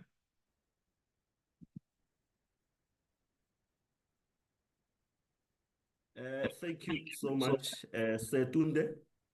I hope you can all hear me. I just want to confirm if I'm audible. Yes, we can hear you. Thank you very much. Go ahead. 12 minutes. Thank you so much for this opportunity. Firstly, I would like to thank the organizers for granting me this opportunity to present in this August conference. It is always my pleasure to be part of these proceedings, and I'm glad to see familiar faces on the stage, including Ms. Anastasia Pashakova and my friend from Macau, as well as Tunde. The focal point of my presentation is on dynamics of digital media and multilingualism in South Africa. Before I start with the deliberations of this presentation, I would like to give a clear background concerning what triggered this kind of presentation, because history of my presentations were mainly on youth, indigenous languages, and social media. And I'm taking this stance today to talk about digital media and multilingualism because until 1994, South Africa was a bilingual country, recognizing only two languages officially, English and Afrikaans. And the dawn of democracy created an opportunity for other languages to be recognized and legitimized constitutionally. And now with this emergence of new media, digital media, there is a paucity of digital media platforms that are in indigenous languages. And hence the focal point of the presentation is to expound on digital media and multilingualism. The relationship as far as this particular aspect is concerned is that mass media for many years in the South African context were used to polarize and particularly to marginalize indigenous South African languages. I know globally isiZulu is known as a popular indigenous South African languages, but there are other 9 languages. And in my presentation, I deliberately exclude dialects of these languages because they are part of these language groups. And also, the presentation zooms in on the influence of digital media on preservation and promotion of previously marginalized languages. Just to put this into context, today for an ordinary South African that speaks isiZulu or Sepedi, these are African indigenous languages in South Africa, it might be difficult for them to access their banking app on their mobile phones in their home languages. They will need, even if they have poor English understanding, they will need to use English to navigate the banking app in order to make online transactions. And in the province of Limpopo, where I'm situated, there are only over 30% of individuals that have access to internet. Already we are talking about the digital divide. Those are some of the challenges. And now, when you are a South African and you want to use these digital media platforms, you should have a strong understanding of English and Afrikaans. This, in a way, marginalize indigenous languages. And in terms of the developments on the ground, in terms of education, and how people treat the indigenous languages, already there are individuals that think these indigenous African languages are not really important because it is difficult to access information online using isiZulu or online using isiNdebele. And that makes them to think it is better to learn and advance their English skills and neglect their home languages, because when it comes to marketing, communication, medium of instruction at schools, the indigenous African languages are marginalized, are on the sideline. And you only see English dominating now because now we are in a digital environment where most of the people that want to access information, even those that want to quickly do shopping online banking, and or just to browse information and access information online, one needs to use English. So that as a result, it makes some of these indigenous languages redundant. I just want to highlight one point here in the interest of time, as I show the indigenous languages in South Africa. In this particular slide, I have deliberately omitted English and Afrikaans because they were not affected by the disparities of the apartheid system. But now, because of the emergence and the evolution of digital media, these indigenous African languages, they are always lagging behind in terms of creating information, creating content.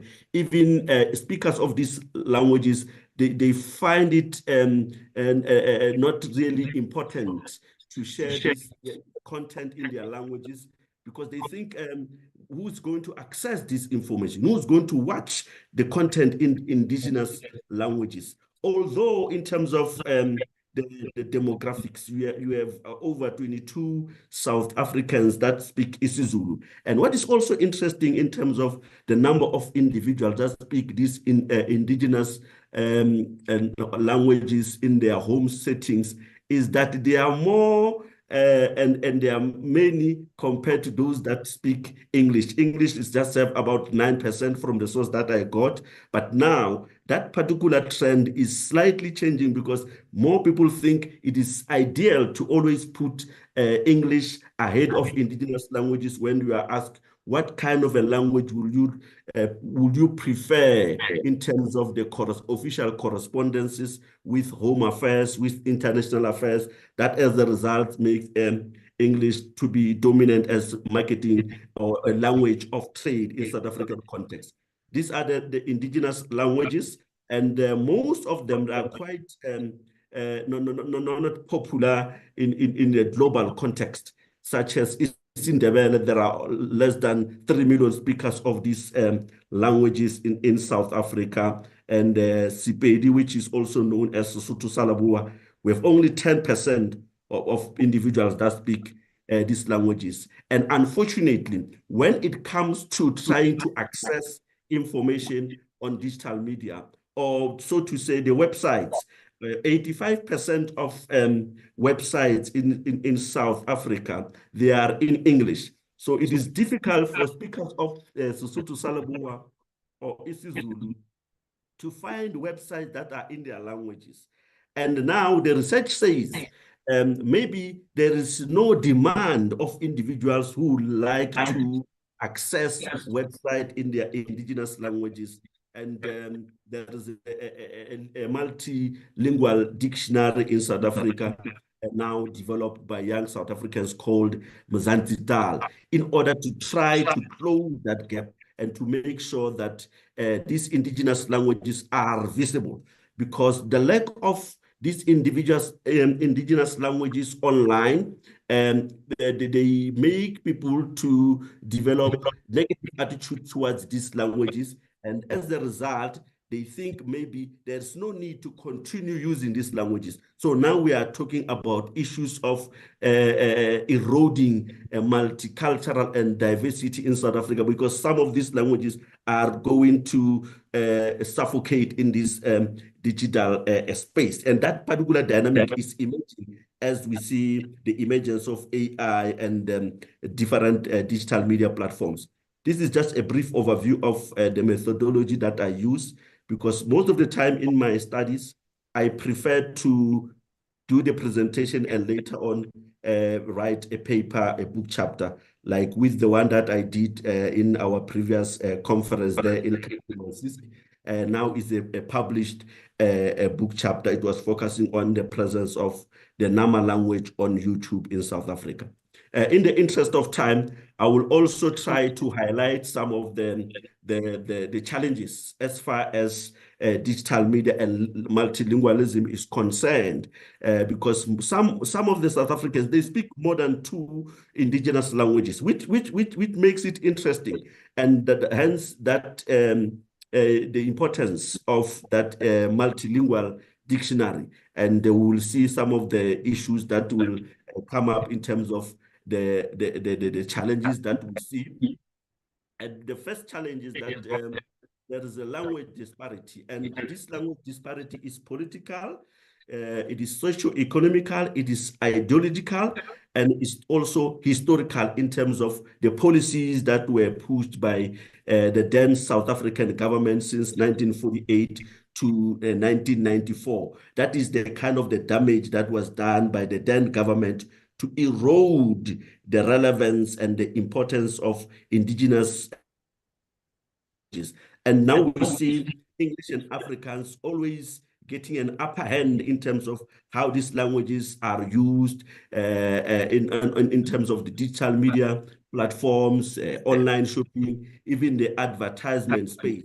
You see English and Afrikaans dominating ahead of other official South African languages.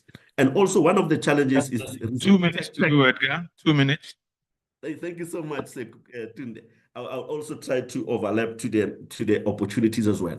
We also have restricted content creation, and there is a dearth of pertinent information due to inadequate. There is a paucity of important information in these languages online, and it might also be difficult for some people who are not proficient in languages to access important information about health issues. Now South Africa is submerged with a number of lifestyle diseases, and indigenous South African languages in the rural areas, they can't access information about hypertension. What is the appropriate diet for someone who's trying to manage high blood pressure and so on and so forth. Those are some of the challenges that are eroding how these languages can be used for important communication, particularly in the digital space. So I will also try to highlight some of the opportunities as far as digital media is concerned. It has the potential to aid in the preservation and advancement of indigenous languages. It can also enhance accessibility, where we expect people to access these different 9 languages in online, and also opportunities for creating content. And now this is emerging on TikTok, because most of South Africans, particularly young South Africans, we see them using TikTok to project, to portray cultural expression. And that cultural expression is more popular because most of them content that they create, they use their own languages, particularly indigenous languages, and they also produce music and also portray some of their cultural traditions using their home languages on TikTok. It's one of the digital space that is really emerging, and is one of the fastest growing platform in the South African context. And also here, digital media has the potential to enhance language acquisition and teaching. And with the comments that we see online, some of the people that really don't know, or they are eager to learn some of these languages, you see them developing the interest by seeing this language, seeing someone singing music in Sepedi, and now they also want to learn the lyrics, they also want to learn the language.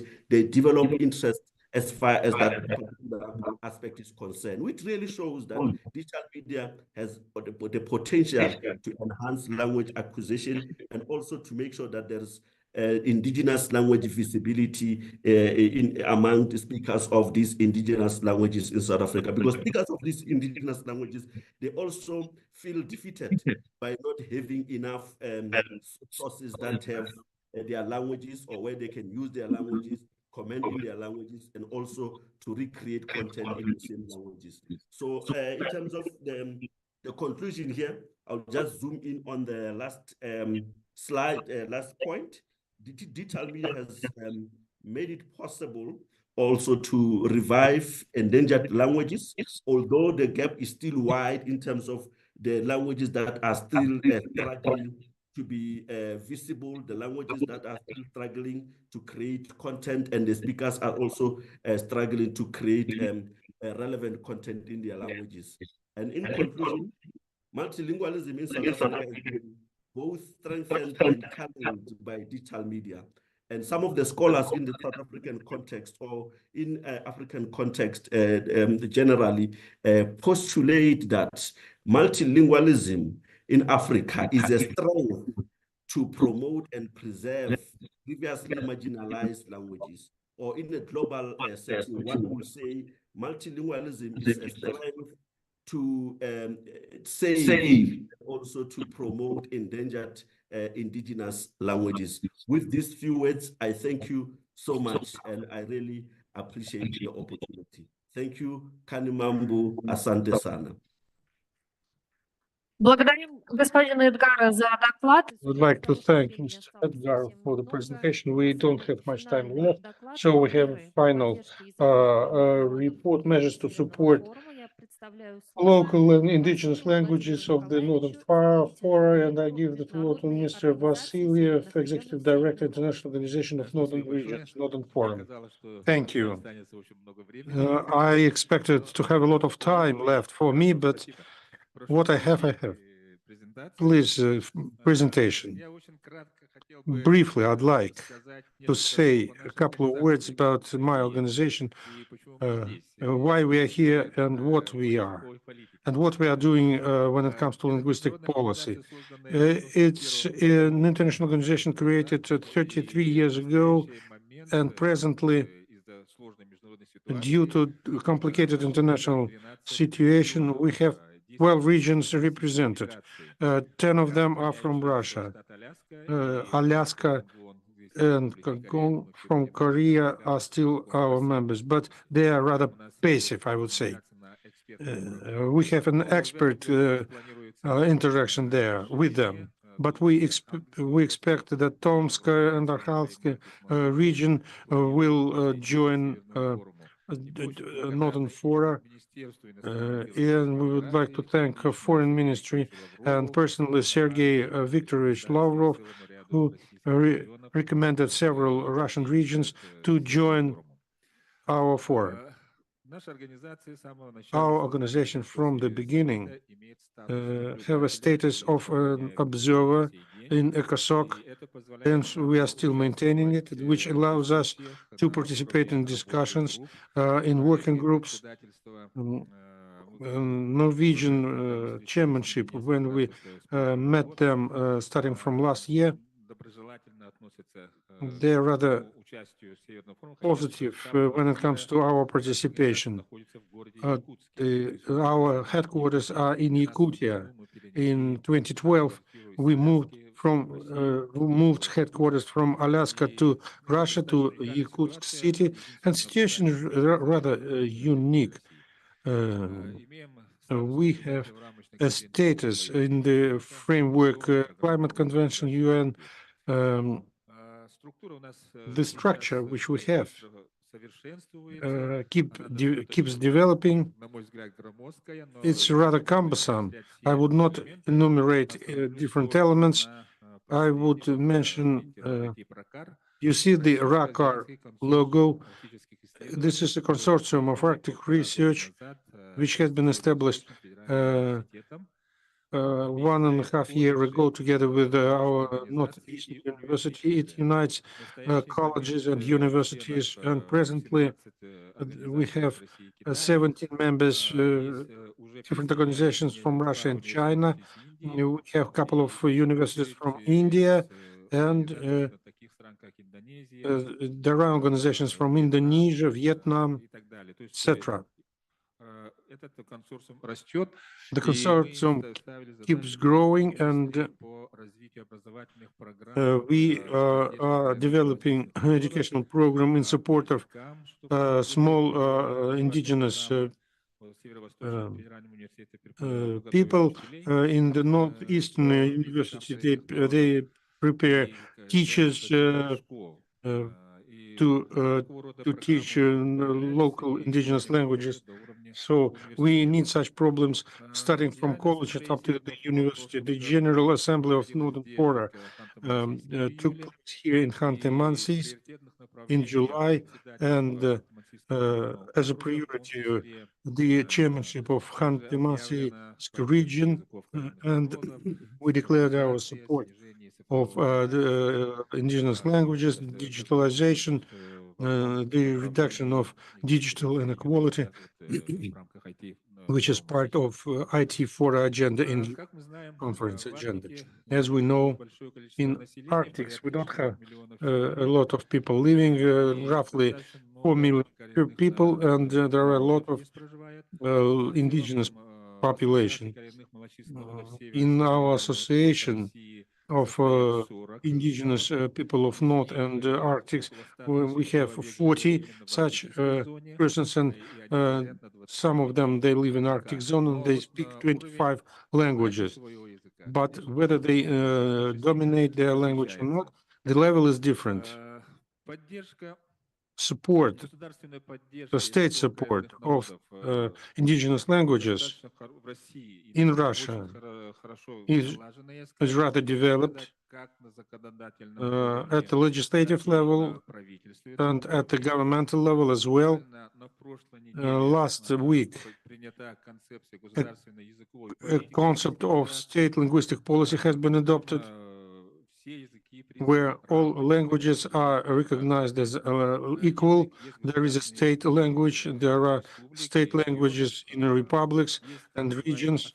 There are official languages which can be used at the level of municipalities. We have quite active support, financial support for educational programs, publishing, and we got a lot of money via federal agency dealing with nationalities. We have a state program supporting language, indigenous languages. There are grants offered for the support of language, indigenous languages, and regions have their own grants, which are also united with the Presidential Fund of Cultural Initiative. In other words, we have a rather active state support at the national level. But taking as an example, Sakha in Sakha, Yakutia Republic, the Yakutia Republic and Khanty-Mansiysk are one of the leaders when it comes to supporting indigenous people and linguistic and their languages. Yakutia is the first region where the law about nomadic schools have been adopted, and in the 90s we had more than 90 such schools. Now we have only 7. There are different reasons for such reduction. We have educational state standard which are hardly applicable for nomadic schools, and there are objective factors when kids are sent to boarding schools, and thus parents have more time to work with deers, for example, to maintain their traditional form of life. On the one hand, it's not bad, but on the other hand, we see a certain gap generation. Kids are losing their ties with their parents, and languages, indigenous languages are suffering because of that. We have a lot of institutions in our republic. We have a specialized boarding school in Nuringa, where they study indigenous languages. We have, well, the head of our republic declared last year that language support of people of Yakutia, indigenous people of Yakutia, from the budget will be up to 100 million of rubles. It's a rather big amount of money. Actually, the financing just doubled. All grants of the ministry is now united in one grant. The grant of the head of the Republic Yakutia, more than 100 million of rubles annually is offered as such a grant. We have Institute of people, northern nationalities, Soran, and they are collecting folklore. It is on a systematic basis. It is done, and the director was Vasily Afanasьевich Ropik. He used to say, "I'm Evenk, but I do understand that there are not so many Evenks left, and there is a possibility that this nation will assimilate itself." So my task is to maintain linguistic and cultural heritage in documents, and Sergei Leonidovich mentioned this. We continue these activities using digital technologies. We publish newspapers in indigenous languages. We have TV programs. We have a lot of literature published, fairy tales, for example. Again, in local languages, together with English or Russian language versions. It is done in order to make popular cultural traditions of all nationalities living in the Republic. So I just can quote example of peoples living in the Arctic zone in Russia. So here we have, first of all, Hanti, Nancy. When it comes to Evenks, we trace here a low level of dominating their own language among them. But in official documents, we can see that up to 70% in certain regions, they speak Evenk language, for example, in Yakutia. Well, this is a rather preoccupying elements. Anastasia Valerievna mentioned the need to motivate people. And I can repeat this question. У вас осталось... I can quote Mr. Nikolaev. When they started to give sovereignty to republic regions, so for him, what was very important, it was the cultural sovereignty. I do remember that at the beginning of the 90s, people come to celebrate our national day, but they never wear their national costumes. But now this National Day is the largest festival which takes place in Yakutsk in June, and more than 200,000 persons attend this festival, and 80% of them are wearing national costumes, and they are doing their best to speak native language. It is fashionable, it is trendy, and it's very good. And so indigenous people who live in Yakutia, they follow this example. We have more and more participants of such festivals year after year, and more people are wearing their beautiful national costumes. It's a pleasure for me to see beautiful ladies wearing national costumes. But we shall not forget about digitalization.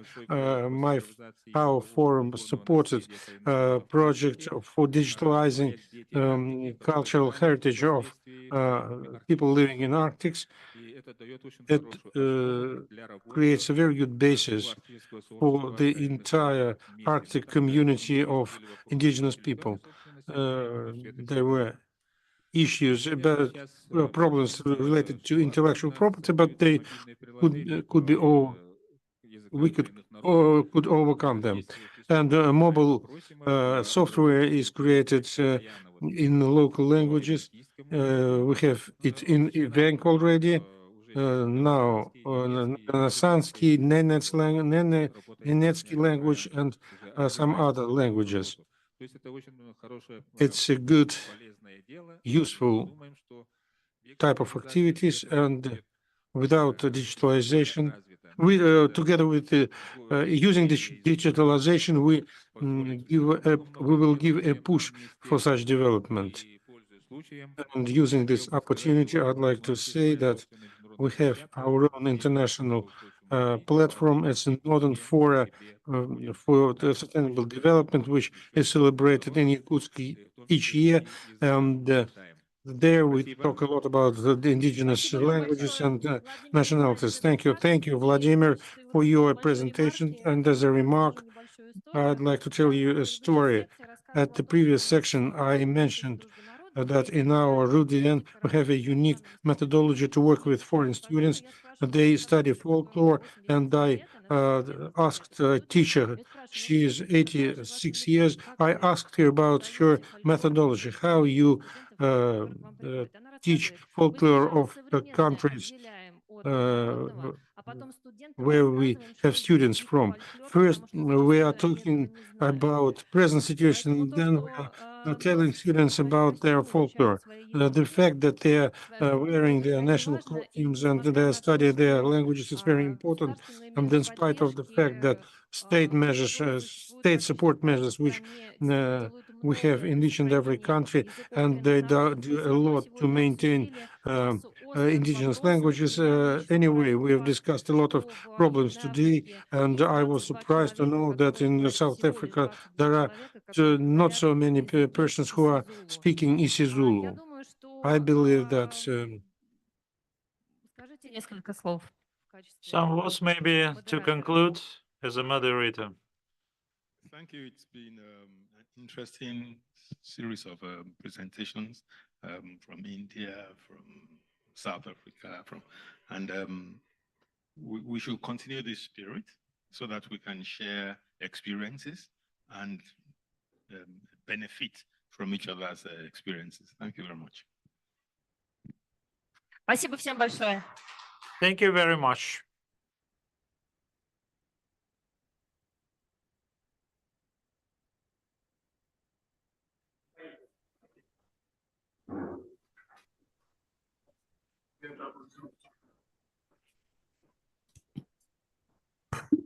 Еще раз спасибо всем. Наши коллеги, иностранные эксперты, никуда не уходим. Спускаемся вниз. So we go downstairs and we will wait for the beginning of the concert.